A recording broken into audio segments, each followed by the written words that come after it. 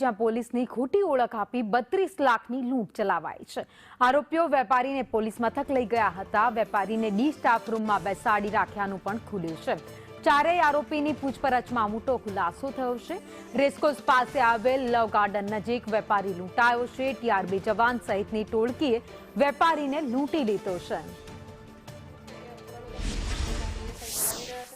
અને આ તપાસ દરમિયાન આ જે 4 વ્યક્તિઓ છે એ રાત્રિના સમયે મળી આવતા એ જે મુખ્ય આરોપી શાહબાઝ મોટાણી અને એની સાથેના જે 3 વ્યક્તિઓ એ અતિક સુમરા, મહેશ વાઘેલા અને દાનિશ શેખ, આ 4 વ્યક્તિઓને રાત્રે અટક કરવામાં આવેલા છે અને એમની પાસેથી 21 લાખ જેટલા રૂપિયા છે એ રિકવર કરવામાં આવેલા છે અને બાકીના જે પૈસા એણે ક્યાં ક્યાં આપ્યા છે અથવા તો ક્યાં મૂક્યા છે એ બાબતની તપાસ હાલ ચાલુ છે।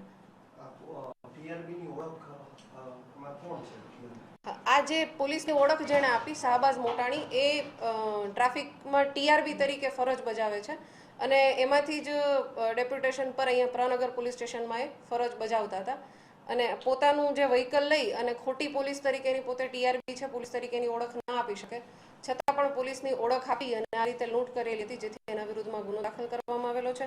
એને અટક કરી અને જે અમાઉન્ટ છે 21 લાખની રિકવર કરવામાં આવેલી છે। હવે આની સાથે બીજા પણ વ્યક્તિઓ સંડોવાયેલ હોવાનું અમારા ધ્યાનમાં આવેલું છે એટલે એ જે વ્યક્તિઓ છે એને શોધવા માટેની અને એના તરફની જે તપાસ છે એ દિશામાં એની તપાસ ચાલી રહી છે। જે શાહબાઝ મોટાણી છે એને જાણ કરી હતી જે વ્યક્તિ પૈસા લઈને આપવા આવ્યો હતો એ વિક્રમ કરીને વ્યક્તિ હતો। શાહબાઝની પૂછપરછમાં ધ્યાનમાં આવેલું છે કે વિક્રમ કરીને એક વ્યક્તિ હતો જેણે શાહબાઝને 2 દિવસ પહેલા આ પ્રકારની બાતમી આપી હતી કે આવી જે કોઈ પૈસા તમારે ત્યાં આવી રહ્યા છે અને એ પ્રકારે એટલે શાહબાઝ જે છે એણે પોતાની રીતે જ એની વિક્રમ સાથે મળી અને આ પ્રકારનો આખો પ્લાન ઘડેલો હતો એટલે જ પૈસા આપી અને વિક્રમ તાત્કાલિક નીકળી ગયેલો હતો અને શાહબાઝ અને બાકી એની સાથેના જે 3 વ્યક્તિઓ છે એણે આ જે સમગ્ર ઘટના છે એને અંજામ આપેલો। પોલીસના નામનો ખોટો ઉપયોગ થયો છે। શાહબાઝ પોતે ટીઆરબીમાં છે।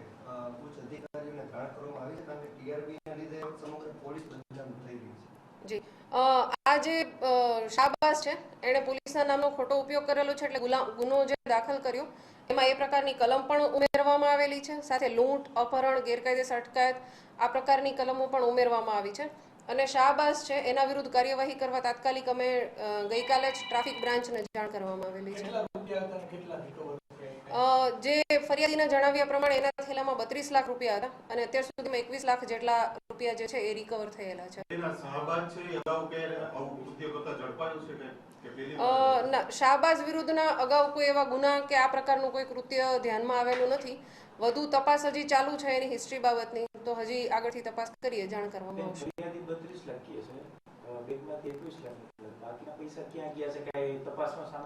એ જે વચ્ચેનો ગેપ છે મેં કહ્યું એ રીતે જે 32 લાખમાંથી 21 લાખ મળ્યા છે તો બાકીના પૈસાને રિકવર કરવા માટે અને એ પૈસાની તપાસ કરવા માટે અમારી ટીમ કાર્યરત છે અને જે બાકી રહેલા આરોપીઓ છે એને પકડવા માટે પણ અમારી ટીમ કાર્યરત છે। સત્વરે આરોપીઓ પકડવામાં આવશે અને બાકીની જે અમાઉન્ટ હશે એ બાબતે ક્લેરિફિકેશન કરવામાં આવશે। તો રાજકોટની આ ઘટના જ્યાં એક ટીઆરબી જવાન જેણે પોતાની ખોટી ઓળખ આપી એક વેપારીને લૂંટી લીધો હતો તેની સાથે અન્ય 3 યુવકો પણ હતા જેને અત્યારે પોલીસે ઝડપી પાડી આગળની કાર્યવાહી હાથ ધરી છે।